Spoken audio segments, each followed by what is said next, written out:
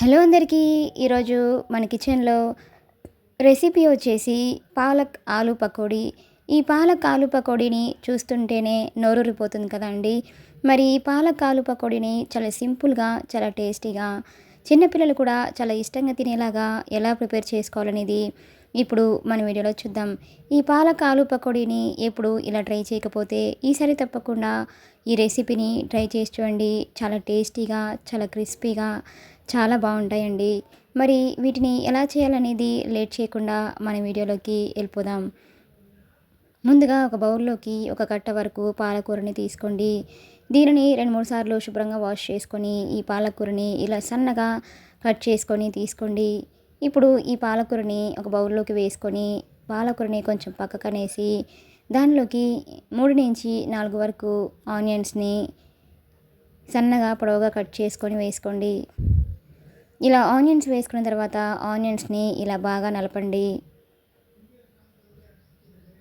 ఇలా ఒక 2-3 నిమిషాల పాటు ఈ పాలకూర, ఈ ఆనియన్స్ రెండు కూడా బాగా కలిసేలాగా ఇలా బాగా మిక్సింగ్ చేయండి. మీకు ఈ పాలకూరలో ఈ ఆనియన్స్ ఎంత బాగా మిక్సింగ్ చేస్తే మనకి పాలక్ పకోడీ అనేది అంత టేస్టీగా వస్తుందండి. ఇప్పుడు దీనిలోకి 2 పచ్చిమిర్చిని ఇలా సన్నగా కట్ చేసుకొని వేసుకోండి. అలాగే కొద్దిగా కరివేపాకును కూడా సన్నగా కట్ చేసుకొని వేసుకోండి. ఇప్పుడు దీనిలోకి ఒక మీడియం సైజులో ఉన్న పొటాటోని పొట్టు తీసేసుకొని దీనిని శుభ్రంగా వాష్ చేసుకొని ఇలా సన్నగా పొడవుగా కట్ చేసుకొని వేసుకోండి. ఇలా ఆలు వేయడం వల్ల మనకి చాలా క్రిస్పీగా, చాలా టేస్టీగా పకోడీ అనేవి చాలా బాగా వస్తాయండి. అలాగే 1 స్పూన్ వరకు వాముని నలిపి వేసుకోండి. అలాగే 1 స్పూన్ జీలకర్ర కూడా వేసుకోండి. ఇప్పుడు దీనిలోకి మీ టేస్ట్కి తగ్గట్టుగా సాల్ట్ని కూడా వేసుకొని చిటికెడు పసుపు కూడా వేసుకోండి. అలాగే 1-2 స్పూన్స్ వరకు కారంని కూడా వేసుకోండి. ఇప్పుడు దీనిలోకి 1 కప్పు వరకు శనగపిండిని కూడా వేసుకోండి. అలాగే 2 స్పూన్స్ వరకు బియ్యపు పిండిని కూడా వేసుకోండి. ఇప్పుడు దీనిలోకి 1/2 టీ స్పూన్ వరకు అల్లం వెల్లుల్లి పేస్ట్ని కూడా వేసుకొని ఇవన్నీ కలిసేలాగా ఒకసారి ఇలా బాగా కలపండి. ఈ ఫ్లేవర్స్ మొత్తం ఈ పిండిలో కలిసేలాగా ఇలా ఒకసారి బాగా మిక్సింగ్ చేయండి. ఇప్పుడు వాటర్ని కొంచెం కొంచెంగా వేసుకుంటూ ఇలా పిండిని మరీ లూజ్గా కాకుండా, మరీ టైట్గా కాకుండా మనకి కన్సిస్టెన్సీ అనేది ఈ విధంగా ఉండేట్లుగా చూసుకోండి. మనకి పకోడీలు వేసుకోవడానికి ఇలా వీలుగా ఉండేట్లుగా ఇలా పిండిని కలుపుకోండి. మరీ గట్టిగా కలుపుకుంటే పకోడీలు అనేవి చాలా గట్టిగా వస్తాయండి. ఈ విధంగా కలిపేసుకొని పక్కన పెట్టండి. ఇప్పుడు స్టవ్ ఆన్ చేసుకొని కడాయిలోకి డీప్ ఫ్రైకి సరిపడా ఆయిల్ని వేసుకొని ఆయిల్ బాగా హీట్ అయిన తర్వాత కొంచెం కొంచెంగా పిండిని తీసుకుంటూ ఇలా పకోడీలు వేసుకోండి.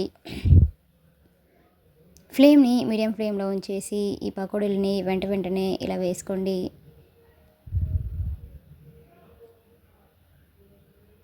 ఇలా కడాయిలో ఎన్నైతే పకోడీలు పడతాయో అన్నింటిని కూడా వేసుకొని ఫ్లేమ్ని మీడియం ఫ్లేమ్లో ఉంచేసి ఈ పకోడీలని మంచి కలర్ వచ్చేంత వరకు వీటిని బాగా ఫ్రై చేయండి. ఇలా మధ్య మధ్యలో గరిటెతో ఇలా టర్న్ చేసుకుంటూ రెండు వైపులా కూడా మనకి గోల్డెన్ బ్రౌన్ కలర్ వచ్చేంత వరకు వీటిని బాగా ఫ్రై చేయండి. మనము మీడియం ఫ్లేమ్లో ఉంచేసుకొని ఫ్రై చేస్తేనే మనకి పకోడీలు అనేవి లోపల పచ్చిగా లేకుండా మనకి చాలా క్రిస్పీగా చాలా బాగా వస్తాయండి. చూడండి, మనకి ఇలా మంచి కలర్ వచ్చిన తర్వాత వీటిని ఒక పేపర్లోకి తీసుకోండి. ఇలానే మిగతా పిండిని కూడా కొంచెం కొంచెంగా పిండిని తీసుకుంటూ ఇలా ఆయిల్లో వేసుకోండి. ఇలా అన్ని పకోడీలని కూడా ఈ విధంగా వేసుకొని ఫ్లేమ్ని మీడియం ఫ్లేమ్లో ఉంచేసి వీటిని కూడా మనము పకోడీలు వేసిన వెంటనే కదపకుండా 1 నిమిషం పాటు అలా ఉంచేసి తర్వాత వాటిని గరిటెతోటి ఇలా మెల్లగా కలపండి. ఒకవైపు మనకి మంచి కలర్ వచ్చిన తర్వాత వీటిని రెండో వైపుకి ఇలా గరిటెతోటి టర్న్ చేసుకోండి. రెండు వైపులా కూడా మనకి గోల్డెన్ బ్రౌన్ కలర్ వచ్చేంత వరకు వీటిని బాగా ఫ్రై చేయండి. ఈ పకోడీలని ఎప్పుడు ఇలా ట్రై చేయకపోతే ఈసారి తప్పకుండా ఈ రెసిపీని ట్రై చేసి చూడండి. చాలా క్రిస్పీగా, చాలా టేస్టీగా, చాలా బాగుంటాయండి. చూడండి మనకి ఇవి కూడా మంచి కలర్ వచ్చిన తర్వాత వీటిని కూడా స్టవ్ ఆఫ్ చేసుకొని ఒక పేపర్లోకి తీసుకోండి. ఇలా రెడీ అయిన ఈ పకోడీని ఒక సర్వింగ్ ప్లేట్లోకి తీసుకొని వేడివేడిగా సర్వ్ చేసుకుంటే ఆ టేస్ట్ అనేది ఎంత బాగుంటుందండి. మీకు కూడా ఈ రెసిపీ కనుక నచ్చినట్లయితే ఒక లైక్ కొట్టండి. అలానే లైక్ కొట్టడం మాత్రం మర్చిపోకండి. Please subscribe my channel, like, share and comment. మరిన్ని మంచి మంచి రెసిపీస్ కోసం మన ఛానల్ని సబ్స్క్రైబ్ చేసుకోండి. అలానే ఈ రెసిపీని మీ ఫ్రెండ్స్కి, మీ ఫ్యామిలీ మెంబర్స్కి కూడా షేర్ చేయండి. అలానే ఈ రెసిపీని మీరు కూడా ట్రై చేసి మీకు కూడా ఎలా కుదిరిందనేది కామెంట్ సెక్షన్లో కామెంట్ చేయండి. చూడండి ఈ పకోడీలు అనేవి చాలా క్రిస్పీగా, చాలా టేస్టీగా ఉన్నాయండి. Thanks for watching.